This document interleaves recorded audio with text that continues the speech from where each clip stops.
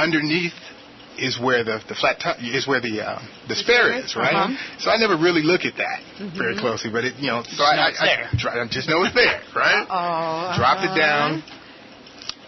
I looked at the tire, looked fine, and it's not a full tire. It's just a little small. Not one of them donut things. Well, not the donut, but it's just a smaller version of a tire that you can't really drive too long on anyway. Okay. So.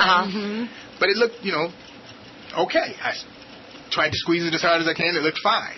So I put it on my car, and I started lowering the car down and lowering the car down and lowering it. It keeps going all the way to the ground. Oh, no! So now my spare is flat. Are you kidding? It gets better. It gets better? Oh, I got to hear. It gets better. I go to use my AAA, because now's the time to get AAA into the action. Oh, yeah. And it's not up to date. Oh, no! Oh. Yeah. So talking about being prepared, I mean, and this is what we do with small businesses. We try and help them to be proactive. Yeah.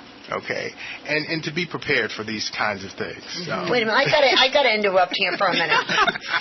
Before we go on, tell us the rest of the story. So did AAA show up? What happened with this tire?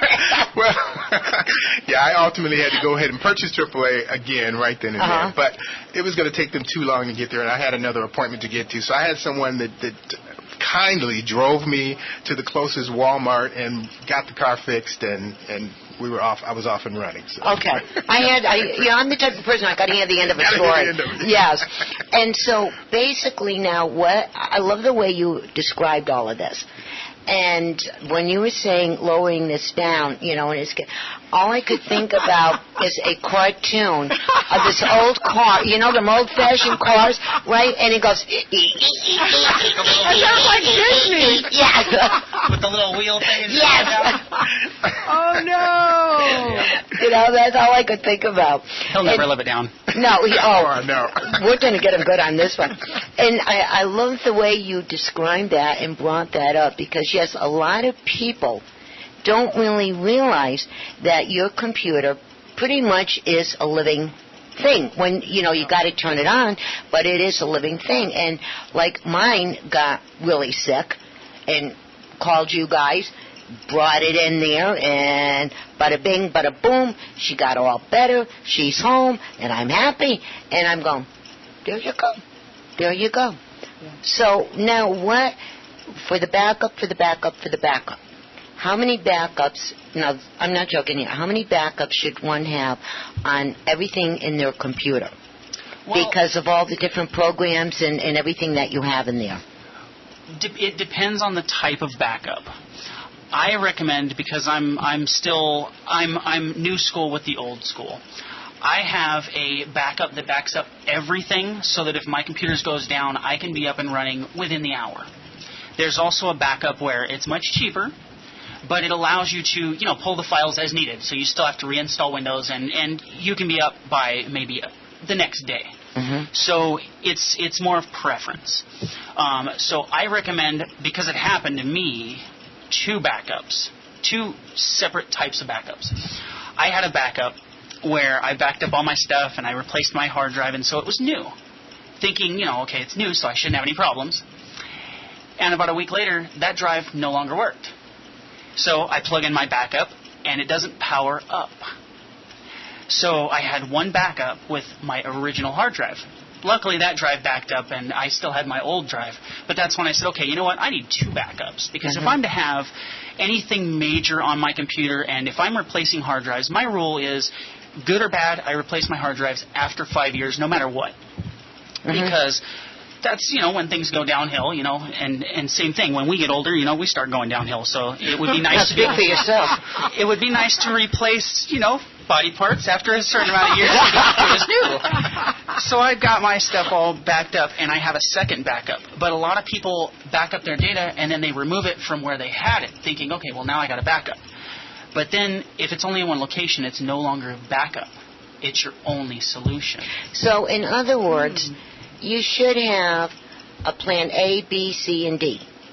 Yes. Right? Yes. So, when you get the data, I think that's a correct word, right? And you have that first backup. That should stay stored in where it is. Yes. Then your plan B should be stored in the closet, right? And C should be over here or whatever. And so if you lose one, you got the other ones to fall back on. Yes. Okay. So my recommendation, at least it works for me, is I have an online backup. And I also have an external hard drive that has a backup. And the reason I have the online backup as well is because our dog's a menace. And I have a hard drive, and it's in plain sight. And at any point in time, if the dog's feeling, mad at me, can knock that drive over, take it out. We could have a power surge, whatever it may be. And if you have an off-site backup, it's really nice because, sometimes they have problems as well. Maybe their system's down, whatever it may be, or maybe your backup got corrupted. And that's where the hard drive saves you, because you have two ways of doing things. Now, and also, too, with, it's like a fungus that starts growing into your computer.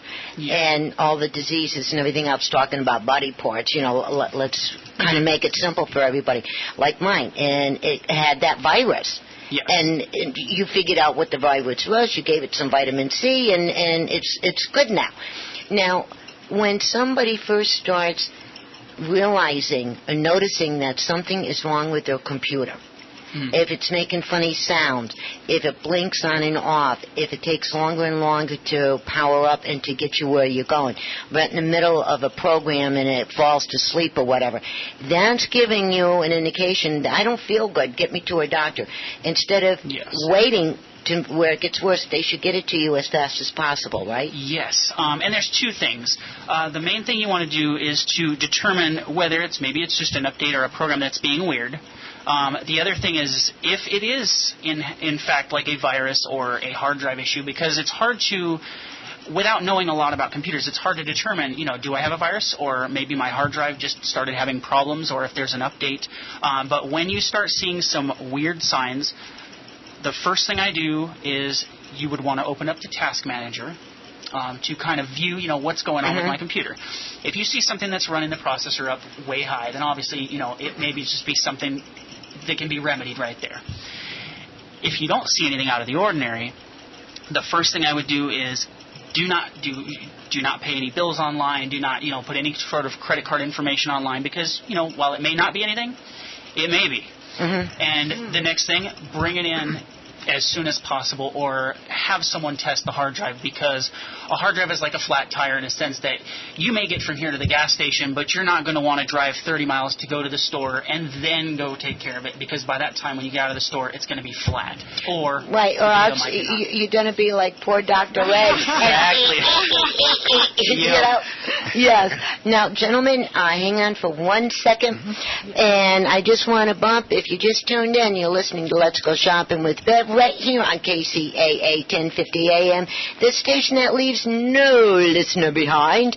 We have Mia on the board, and we are talking to Dr. Ray and Dr. Josh from PC Care. And I just got a note that we have Dale from LOWE'S and Redlands on the phone. Stand by, guys, okay? Dale, are you there? I am, Bev. How are you today? Good. How are you? I'm doing fabulous. Thank you. And you're welcome, and I'm glad that you're able to join us. Now, you guys have computers through your whole store, don't you? Absolutely, and I've been listening for the last 10 minutes, and I think I'm going to write down their number, because when we have computer problems, and unfortunately the world revolves around computers these days, we need to get that thing fixed as quick as possible. That's right.